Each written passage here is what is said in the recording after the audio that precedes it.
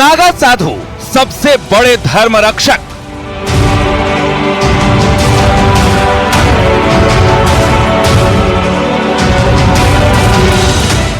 नागा साधु त्याग, तपस्या, बलिदान के प्रतीक।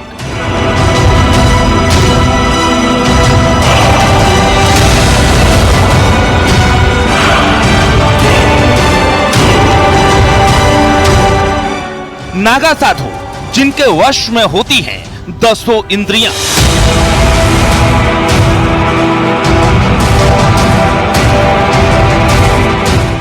नागा साधु जो खुद का करते हैं पिंडदान।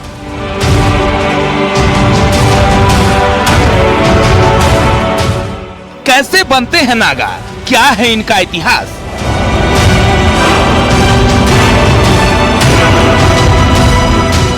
महाकुंभ के बाद क्यों दिखाई नहीं देते नागा साधु?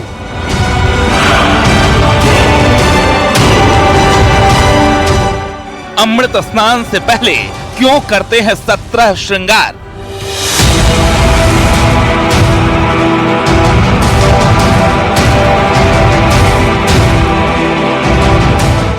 कौन होते हैं सबसे शक्तिशाली नागा?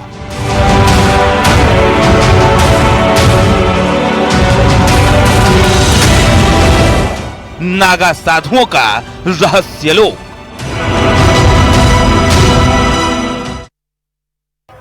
यहाँ माँ गंगा की गोद में आकर के ऐसा लगता है कि आखिर मनुष्य इस झूठी दुनिया में क्या ढूंढ रहा है, भौतिक सुख के पीछे क्यों भाग रहा है।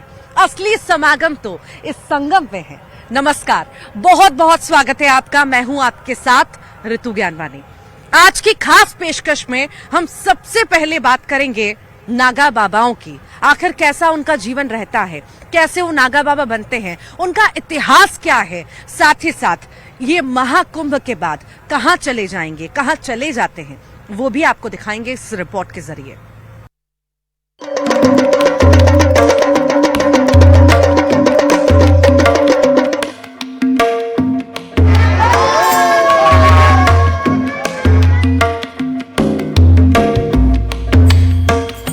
कठिन तपस्या, त्याग, बलिदान का सबसे बड़ा और जीवंत उदाहरण होते हैं नागा साधु।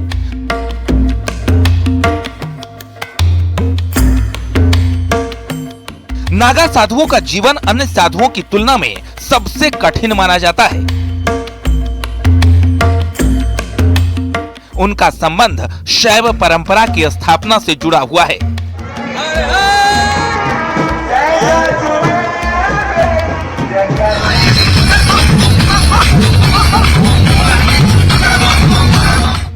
नागा साधु भगवान शिव के अनुयायी होते हैं, जिनके पास तलवार, त्रिशूल, गदा, तीर और धनुष जैसे हथियार होते हैं। नागा साधुओं को अक्सर महाकुंभ, अर्धकुंभ या सिंहस्थ कुंभ में देखा जाता है।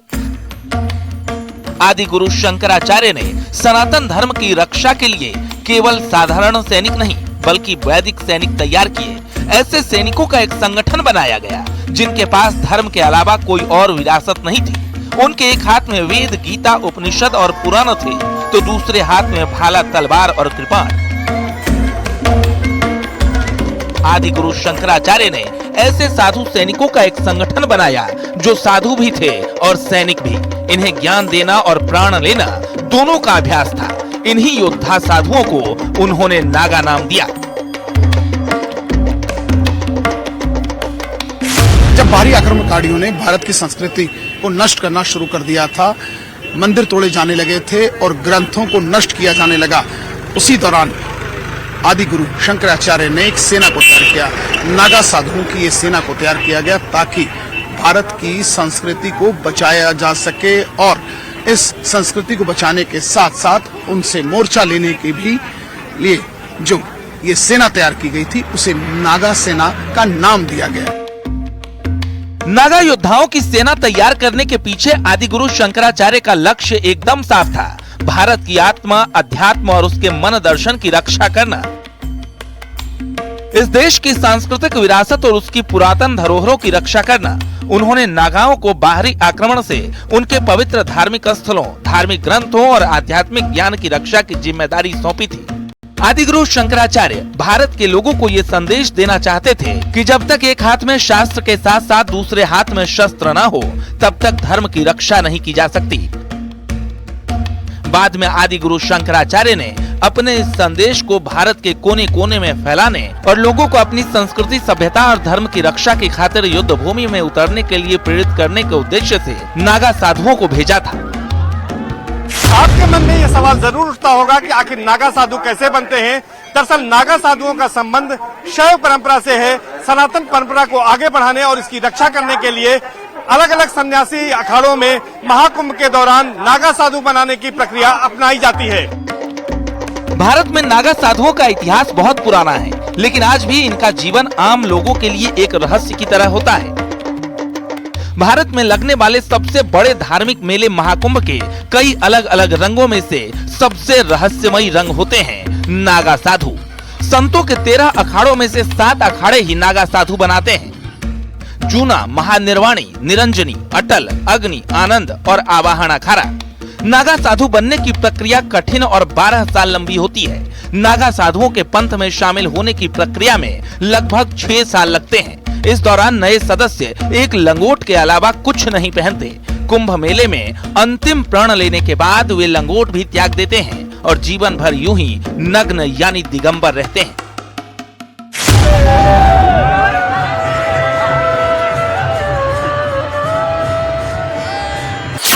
अखाड़े में शामिल होने के बाद सबसे पहले नागा बनने वाले को लंबे समय तक ब्रह्मचारी के रूप में जीवन बिताना होता है। इसके बाद उसे महापुरुष और फिर अवधूत का दर्जा दिया जाता है। अंतिम प्रक्रिया महाकुंभ के दौरान पूरी होती है, जहां उसका स्वयं का पिंडदान और दंडी संस्कार संपन्न कराया जाता है, जिसे बिजवान कहा जाता है। इसके बाद उसे अंतिम परीक्षा से गुजरना होता है, जिसमें वो दिगंबर और फिर श्री दिगंबर बनाया जाता है। दिगंबर नागा एक लंगोट पहन सकता है, जबकि श्री दिगंबर को पूरी तरह नग्न रहकर जीवन यापन करना होता है। इसके बाद इन्हें 5 गुरु भगवान शिव, भगवान विष्णु, शक्ति, सूर्य और श्री गणेश स्वीकारने होते हैं। इसके बाद नागा साधुओं के बाल मुड़वाए जाते हैं और कुंभ के दौरान उन्हें गंगा नदी में 108 डुबकियां लगानी पड़ती हैं। नागाओं का पराक्रम इतिहास के पन्नों में पहली बार 1757 में गोकुल के युद्ध के रूप में दर्ज किया गया था, जब 111 नागा साधुओं ने अहमद शाह अब्दाली के नेतृत्व वाली अफगान सेना को बुरी तरह से हराया था। इस बर्बर अफगान सेना का नेतृत्व सरदार खान कर रहा था, जो अफगान शासक अहमद शाह अब्दाली का सबसे निर्दयी सिपाही था। दरअसल अहमद शाह अब्दाली एकदम क्रूर, निर्दयी, रक्त पिशाच शासक था। 1757 में अहमद शाह अब्दाली भारतीय मंदिरों और संस्कृति को ध्वस्त कर आगे बढ़ रहा था। उसी बीच उसने वृंदावन, मथुरा और गोकुल पर भी हमला किया था, लेकिन उसे इस बात का ज्ञान नहीं था कि गोकुल नगरी में उस समय देश के ज्यादातर नागा साधु संत पहुंचे थे। उस समय गोकुल को जीतने की जिम्मेदारी अहमद शाह अब्दाली ने अपने सेनापति सरदार खान को दी थी, जो अपने 4000 सैनिक लेकर गोकुल की ओर बढ़ रहा था। सरदार खान अपने सैनिकों के साथ गोकुल पहुंचा तो उसने देखा कि लगभग 111 नग्न और राख से सने नागा साधु उसका तलवारों और भालों के साथ इंतजार कर रहे थे। नागाओं और अफगानों के बीच युद्ध शुरू हो गया और अफगानों की उम्मीदें कुछ ही घंटों में गलत साबित हुई, क्योंकि उनकी सेना ताश के पत्तों की तरह बिखर गई। इस युद्ध के अलावा भी नागाओं ने देश की रक्षा के लिए कई युद्ध लड़े और अपना बलिदान तक दिया। प्रयागराज में दीक्षा लेने वालों को नागा कहते हैं। हरिद्वार में दीक्षा लेने वालों को बर्फानी नागा कहा जाता है। उज्जैन में दीक्षा लेने वालों को खूनी नागा कहते हैं। नासिक में दीक्षा लेने वाले को खिचड़िया नागा कहते हैं। नागा साधुओं का जीवन बहुत रहस्यमय होता है। कुंभ के बाद वो कहीं गायब हो जाते हैं। कहा जाता है कि नागा साधु जंगल के रास्ते से देर रात में यात्रा करते हैं, इसलिए ये किसी को नजर नहीं आते। नागा साधु समय समय पर अपनी जगह बदलते रहते हैं, इस कारण इनकी सही स्थिति का पता लगाना बहुत मुश्किल होता है। ये लोग गुप्त स्थान पर रहकर ही तपस्या करते हैं। Bureau report, news 18।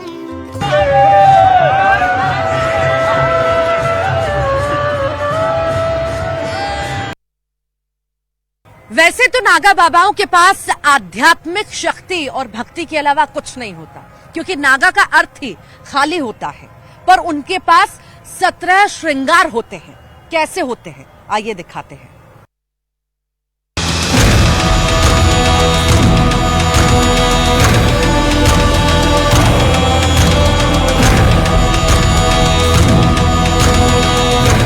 महाकुंभ में आने वाले नागा साधु लोगों के लिए सबसे ज्यादा आकर्षण का केंद्र होते हैं। नागा साधुओं की वेशभूषा और खान पान आम लोगों से बिल्कुल अलग होती है। कितनी भी कड़ाके की ठंड पड़ रही हो, लेकिन नागा साधु वस्त्र धारण नहीं करते। महाकुंभ पर पहला अमृत स्नान नागा साधु ही करते हैं। कहते हैं 12 सालों की कठिन तपस्या का फल उन्हें महाकुंभ में स्नान करने से मिलता है।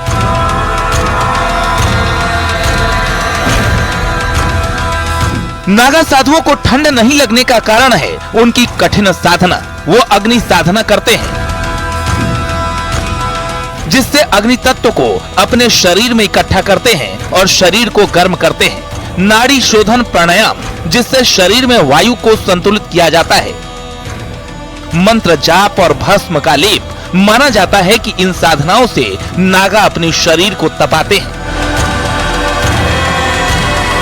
वैसे तो नागा साधुओं के पास आध्यात्मिक शक्ति और भक्ति के अलावा कुछ नहीं होता, क्योंकि नागा का अर्थ ही खाली होता है। लेकिन 17 श्रृंगार ऐसे होते हैं जो नागा साधुओं के पास जरूर होते हैं, जो हर नागा साधु महाकुंभ के अमृत स्नान से पहले करते हैं। इन 17 श्रृंगारों में भभूत, लंगोट, चंदन, पैरों के कंगन, पंचकेश, रोली का लेप, अंगूठी, फूलों की माला, चिमटा, डमरू, कमंडल, जटा, तिलक, काजल, हाथों में चूड़ी, विभूति का लेप और रुद्राक्ष। अमूमन 16 श्रृंगार होते हैं, लेकिन अमृत स्नान से पहले नागा ये सभी 17 श्रृंगार करते हैं और फिर स्नान के लिए निकलता है नागा सन्यासियों का वो समूह जिसे देखने के लिए देश विदेश से श्रद्धालु महाकुंभ में पहुंचते हैं। 17 श्रृंगार और अपने अस्त्र शस्त्र के साथ नागा संगम में पहुंचते हैं और आस्था का अमृत स्नान करते हैं, जो महाकुंभ का सबसे आकर्षण और अद्भुत होता है। नागा साधुओं के पास जो अस्त्र, त्रिशूल, तलवार और भाला होते हैं, उनका धार्मिक और सांस्कृतिक महत्व है। त्रिशूल भगवान शिव का प्रिय अस्त्र है और इसे शक्ति, सृष्टि और विनाश का प्रतीक माना जाता है।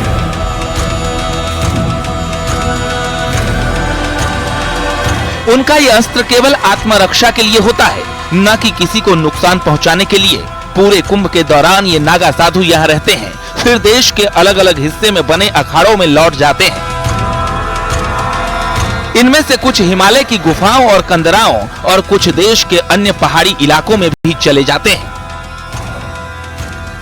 Bureau report, news 18।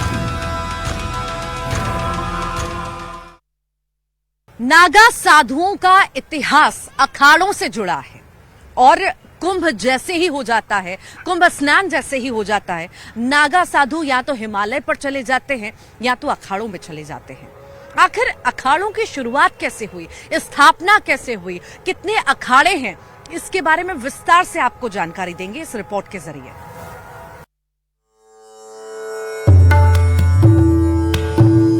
सभी नागा साधु किसी न किसी अखाड़े से जुड़े होते हैं और महाकुंभ के बाद उन्हीं अखाड़ों में लौट जाते हैं। नागा साधुओं के 2 सबसे बड़े अखाड़े हैं, वाराणसी में महापरिनिर्वाण अखाड़ा और पंचदशनाम जूना अखाड़ा। ज्यादातर नागा साधु यहीं से महाकुंभ में आते हैं। सनातन परंपरा में कुल 13 अखाड़े हैं, जिनकी स्थापना आदि गुरु शंकराचार्य ने की है, जिनमें 7 सन्यासी परंपरा यानी शैव परंपरा के अखाड़े हैं और इनमें एक सबसे पुराने अखाड़ों में शुमार है महानिर्वाणी अखाड़ा। इसके साथ साथ महानिर्वाणी की स्थापना 805 ईस्वी में हुई थी। हर अखाड़े की पहचान उसकी धर्म ध्वजा होती है और उसके इष्ट देव होते हैं। महानिर्वाणी अखाड़े की अगर बात करें तो इसके इष्ट देव कपिल मुनि महाराज हैं और इसके साथ साथ इसकी धर्म ध्वजा भी अन्य जो सन्यासी अखाड़े हैं उनकी तरह ही होती है। लेकिन यहाँ पर खास बात है कि जहाँ दूसरे शिविरों में एक धर्म ध्वजा स्थापित होती है, महानिर्वाणी अखाड़े की परंपरा है कि यहाँ 2 धर्म ध्वजा होती है। महानिर्वाणी अखाड़े के नागा सन्यासियों का इतिहास जो है वो काफी पुराना है। इनके शौर्य और पराक्रम का, इन्होंने सनातन की कैसे रक्षा की, इसको लेकर अगर बात करें तो 1664 में इन्होंने औरंगजेब की सेना से युद्ध लड़ा था, लड़ाई लड़ी थी और काशी विश्वनाथ मंदिर को बचाने का पूरा प्रयास किया था और उस समय 40,000 की जो सेना थी औरंगजेब की, उसको इन्होंने परास्त किया था। हालांकि एक बार फिर से औरंगजेब की सेना ने 1669 में हमला किया था। उस समय नागा पहुंच नहीं पाए ज्यादातर, इस वजह से वहां पर हार हुई और औरंगजेब ने उसे नष्ट कर दिया था। शैव संप्रदाय के 7 अखाड़े। जूना, आवाहन, अग्नि, निरंजनी, आनंद, निर्वाणी और अटल अखाड़ा। वैष्णव संप्रदाय के 3 अखाड़े, निर्मोही, दिगंबर और निर्वाणी अनि अखाड़ा। उदासीन संप्रदाय के 3 अखाड़े, बड़ा उदासीन, नया उदासीन और निर्मल अखाड़ा।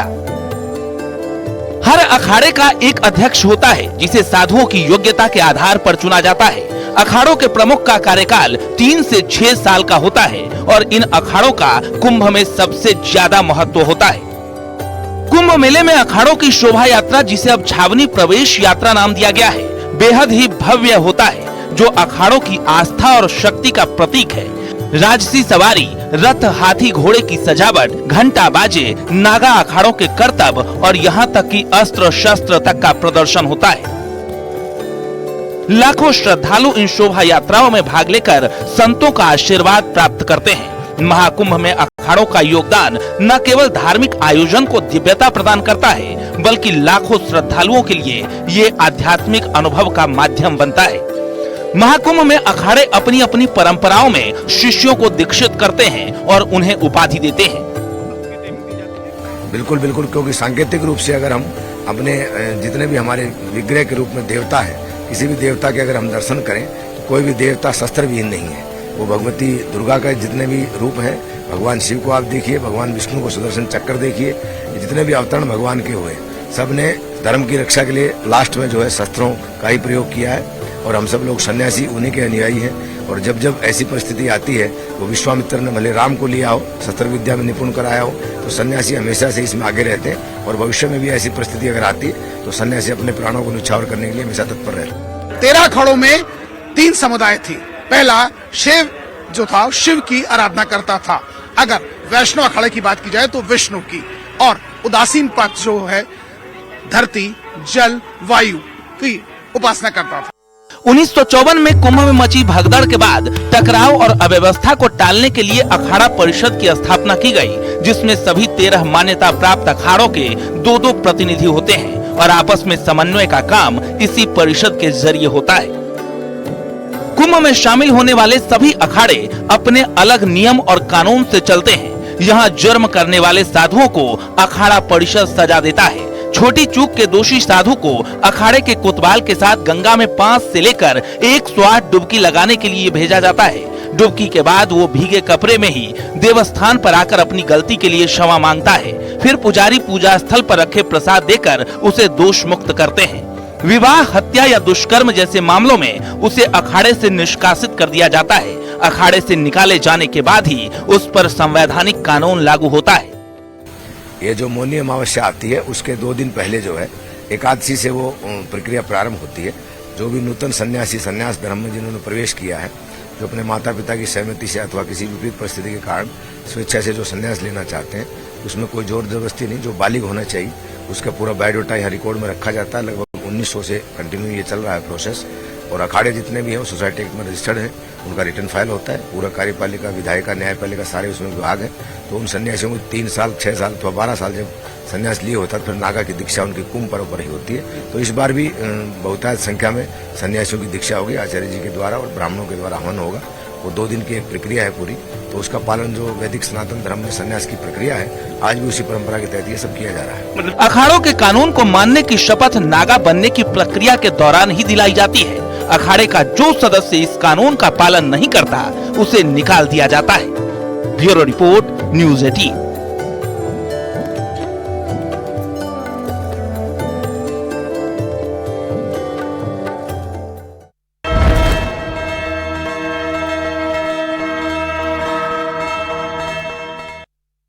महाकुंभ में एक तस्वीर बहुत ही आकर्षित कर रही है सभी को, और वो तस्वीर रुद्राक्ष से जुड़ी हुई है। 7 करोड़ से ज्यादा रुद्राक्ष इस्तेमाल किए गए हैं और 12 ज्योतिर्लिंग बनाए गए हैं। कितनी भव्य ये तस्वीर है, कितना समय लगा है, कैसे बनाई गई है, कितनी लंबाई है, कितनी चौड़ाई है, आपको इस तस्वीर में, इस रिपोर्ट के जरिए आपको दिखाएंगे। कर दो मेरे शंगारी आकर के करुणा कर दो मेरे शंगारी प्रयागराज महाकुंभ से सामने आई ये भव्य तस्वीरों में देख रहे ये अद्भुत शिवलिंग रुद्राक्षों से बनाए गए हैं, वो भी 7 करोड़ से अधिक रुद्राक्षों से। रुद्राक्षों को शिवलिंगों पर लपेटा गया है। जी हाँ, अमेठी के शिव मौनी योगी बाबा ने कई महीनों की कड़ी मेहनत से ये 12 ज्योतिर्लिंग तैयार किए हैं। साथ ही ये ज्योतिर्लिंग के प्रांगण में कई त्रिशूल बनाए गए हैं, जिन्हें भी रुद्राक्ष से लपेटा गया है।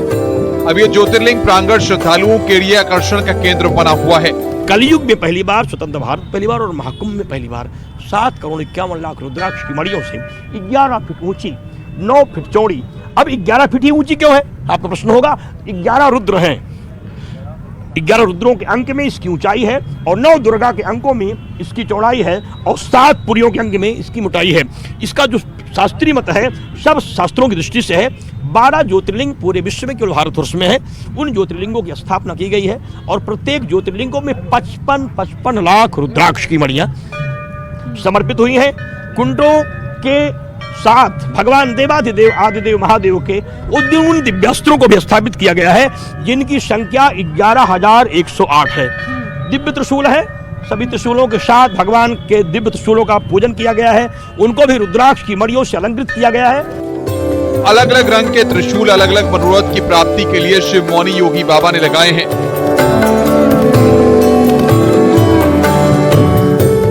भारत के विकास, बांग्लादेश में हिंदुओं पर हो रहे अत्याचार के खिलाफ भारत के हिंदू राष्ट्र बनने की कामना के साथ ज्योतिर्लिंग के प्रांगण में अनोखे शिवलिंग तैयार किए गए हैं। वही शिव है, वही सुंदर है, जो सुंदर है वही सत्य है, वही शिव है, और जो शिव है वही सुंदर है और वही सत्य है। उसी इस तरीके से 36 स्तंभ बनाए गए हैं। 36 स्तंभों में 27,000 हजार रुद्राक्ष लगाए गए हैं और 11,108 ये जो त्रिशूल है, इसमें जो श्वेत त्रिशूल के अंक हैं, ये भारत के विद्या ददाति शंभु, विद्या को प्रदान करने वाले भगवान महाकाल विद्या ददाति शंभु के संकल्प को साकार करने के लिए भारत में ओजवान, तेजवान, बुद्धिमान, शक्तिवान लोग पैदा हो, इससे भारत विश्वगुरु बने। इसके बाद उस पार आप देखते लाल त्रिशूल लगाया गया है, देश की गरीबी को समाप्त करने के लिए, अर्थव्यवस्था को बढ़ाने के लिए, देश के नौजवानों को, बेटियों को शक्ति और सामर्थ्य देने के लिए ये संकल्प लिया गया है कि सभी लोगों की गरीबियां समाप्त हो। महाकुंभ में शिव मौनी योगी बाबा के द्वारा बनाए गए ज्योतिर्लिंग के प्रांगण में 2 नंदी स्थापित किए गए हैं। बाबा का कहना है कि उत्तर मुखी और दक्षिण मुख शिवलिंग के लिए धर्म नंदी और विजय नंदी को स्थापित किया गया है। ये आश्चर्य की बात लोगों को लगेगी, इस तरफ जो शिवलिंग है ये उत्तर मुखी है, बहुत ध्यान से कैमरे को दिखाएंगे आप, तो ये उत्तर मुखी शिवलिंग है। जो शिवलिंग है और उस तरफ की जो शिवलिंग है सब दक्षिण मुखी है। तो यहाँ धर्म नंदी है और उस तरफ विजय नंदी है और बीच में भगवान भूतेश्वर महादेव स्फटिक मणि की शिवलिंग पर जो विराजमान है, वो रुद्राक्ष के पहाड़ पर बाबा बैठे हुए हैं। उनकी कृपा से रुद्राक्ष के पहाड़ पर भूतनाथ की स्थापना है बाबा की कृपा से, क्योंकि नमः संभवाय च मयो भवाय च नमः शिवाय च शिवतराय च नमः का जो प्रयोग है यजुर्वेद में, उसकी दृष्टि से बाबा का प्रयोग किया गया है। सनातन संस्कृति का दिव्य भव्य समागम महाकुंभ में दुनिया का अब तक का सबसे बड़ा आध्यात्मिक मेला चल रहा है। महाकुंभ में करोड़ों श्रद्धालु त्रिवेणी के संगम तट पर आस्था की डुबकी लगा चुके हैं, जो आगे भी लगातार जारी है और अपने साथ 144 साल बाद लग रहे पूर्ण महाकुंभ से न जाने कितनी यादें अपने साथ लेकर जा रहे हैं। Bureau report, news 18। कर दो झोली भर दो मेरे शंभु पुरारी, आकर के करुणा कर दो झोली भर दो मेरे शंभु पुरारी, आकर के हम दीन दुखी है निर्बल है, मेरी आस सुनो प्रभुवर मेरे, सब पाप हरो संताप हरो, मेरी लाज बचा लो प्रलयंकर, सब पाप हरो संताप हरो, मेरी लाज बचा लो प्रलयंकर, गंगा में डुबकी लगाऊंगा मैं, महाकुंभ में आऊंगा, प्रलयंकर का दर्शन करके सारी खुशियों को पाऊं।